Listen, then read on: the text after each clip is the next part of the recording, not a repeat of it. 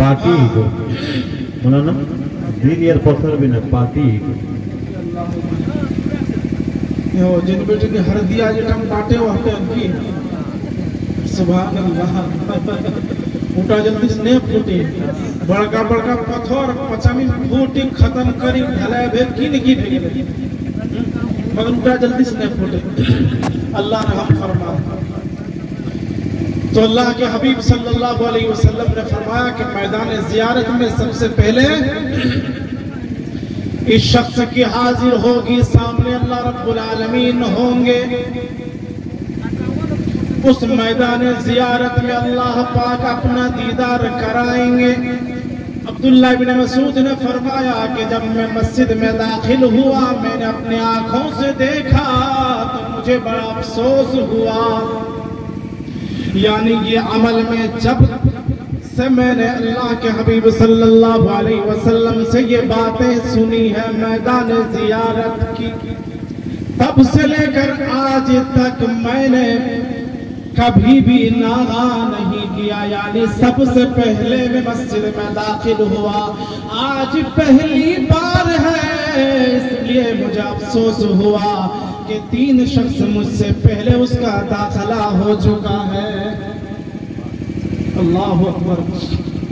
कितना एक सहाबी जिनको जन्नत का टिकट मिल चुका है, जन्नत का सर्टिफिकेट दुनिया ही में अल्लाह के हबीब ने दे दिया है, मगर अफसोस देखिए छोटी सी बात कि अल्लाह का दीदार जब होगा तो उस वक्त में पहले सफ में क्या करूं, अल्लाह रब्बुल आलमीन की जात का दीदार करूं, तो उस दीदार जन्नत में दाखिला हो चुका है, मगर पहली सब में रहकर मैं अल्लाह के हबीब का क्या करूं, दीदार करूं, इसलिए अफसोस मुझे हो रहा है।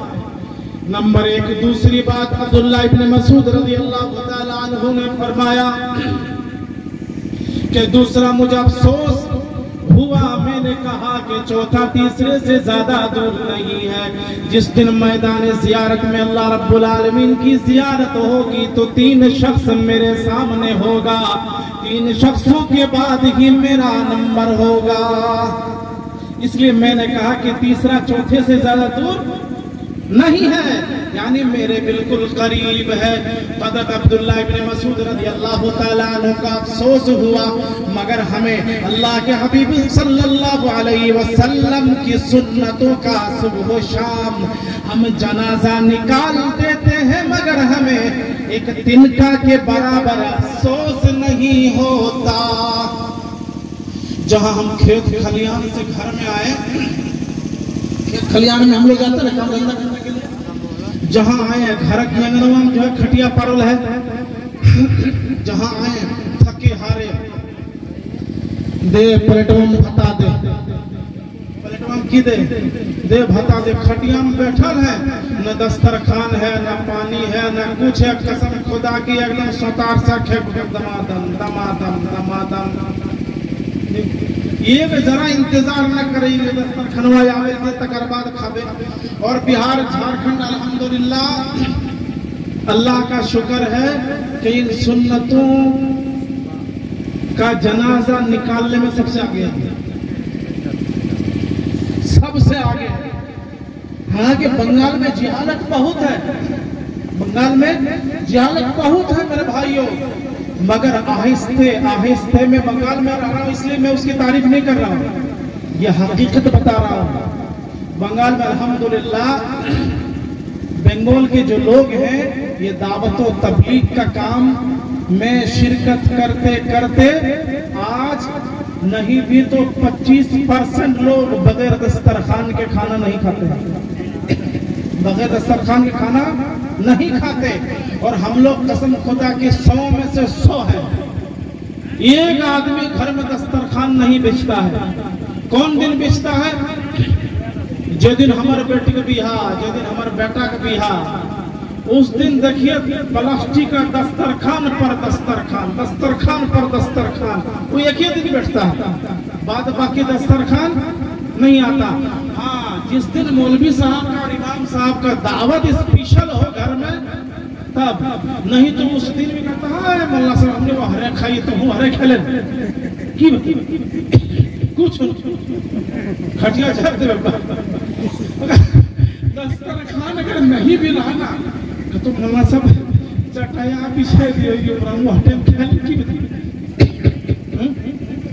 अगर दलिया करकरिया या रोटिया अगर गिर जाते ना तो पनिया एक ने कोई आठना ढेर देवे ठीक हो जाते यार दस्तरखान में मल्ला साहब का है कहे यार काचे लगतो जेनी बटी सगर गिर काम करता का अच्छा कॉल है कौन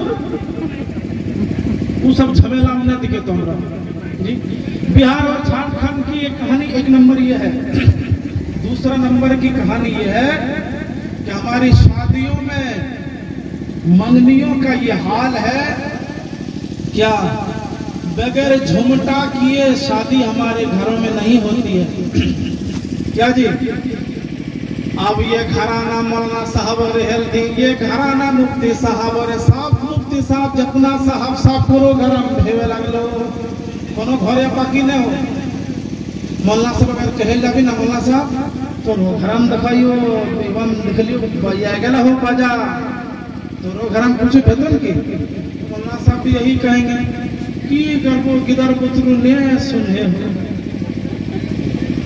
अब इमाम साहब और मौलाना साहब देखिए हाजी साहब जै दिन बजेगा डीजे तै दिन घर में नहीं है बाहर घर टू और किधर जर मैं बाप न रहे घर जगर सत में आ रहे ओकर जर हाल ये मौलाना साहब अगर हाजी साहब 3 दिन ये है हाल कसम खुदा की वो घर में नहीं मिलेगा काहे बोल मौलाना साहब हम वहां रहबो हम तो सुनबो कि हम तो लोग की कहतो हाजी साहब के अल्लाह साहब के हम रहबो तो ठीक चलतो का नेट ठीक है तो मौलाना साहब वह कहकर हम एकदम 3 दिन घर में बाहर जमाते घुरल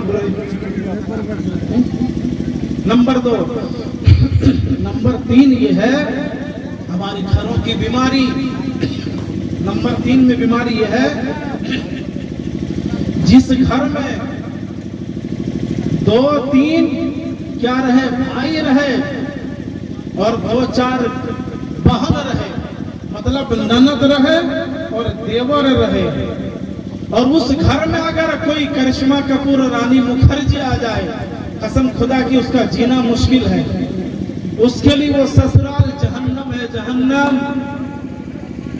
हमको लगता है कि पूरी जिंदगी भर वो औरत वो बच्ची अगर नमाज रोजा ना करे और इन किनको इन ननदों को और इन देवरों को इनके देवरों के जुल्म पर सह ले बर्दाश्त कर ले सब्र कर ले कसम खुदा की वो जन्नत में चले जाए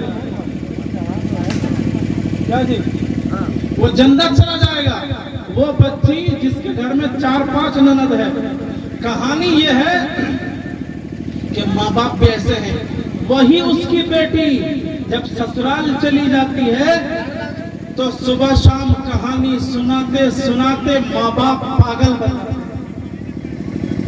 जहां घर आया नेमया या नेपाल को जेल वहां नेपाल को रहे बोल काहे बेटा की भेलो माया ने कबो हमार नदी आओ घर एक हफ्ता 15 दिन रहो कसम खुदा माथा में पनिया हिलक नहीं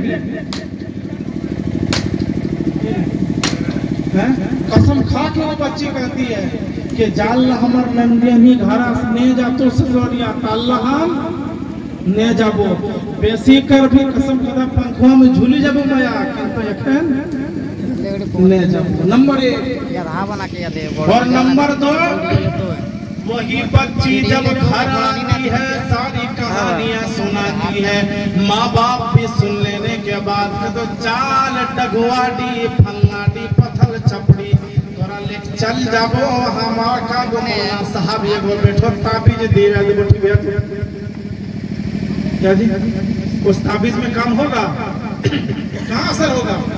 इसलिए कि हमने अपने बच्चियों को ये सबक नहीं दिया है ये सबक नहीं सिखाया है कि मेरी बच्ची जब तुम ससुराल जाओगी तो वहां के लोगों के साथ ऐसा बर्ताव और ऐसा मामला नहीं करोगी जैसे उसका दिल दुखे वो परेशान हाल हो। इसलिए हर आदमी अभी इस वक्त सोचता है कि अपने बच्चियों का निकाह, अपने बच्चों का रिश्ता ऐसे मकानों में, ऐसे घरों में हम नहीं करेंगे जिस घर में 4-5 ननद हो, जिस घर में 4-5 भाई हो। रिश्ता नहीं करना चाहता है? करना चाहता है? नहीं। हम भी अपने बच्चों को वही सिखलाते हैं और वो भी अपने बच्चों को यही सिखाते हैं कि तो जगन ससुरिया जा भी एकदम हिली डुली पनिया ने पी के, तो वो भी तो किसी की ननद बनेगी है? वो भी किसी का देवर बनेगा है? तो तुम्हारे साथ जो हाल यहाँ है वहाँ भी उसके साथ वही हाल है, नहीं है जी? आज भी देख लीजिए, कसम खुदा की वो दुआएं करती है। क्या दुआ? अल्लाह ने कुरान में फरमाया, वो इज़ा सअलका इबादी अन्नी फइन्नी करीब। सहाबा ने अल्लाह के हबीब से पूछा था कि या रसूल अल्लाह, या हबीब अल्लाह, अल्लाह की जात हमसे कितना दूर है और कितना करीब है? अगर मेरा अल्लाह मुझसे करीब है तो आहिस्ते से मांग लिया करूंगा।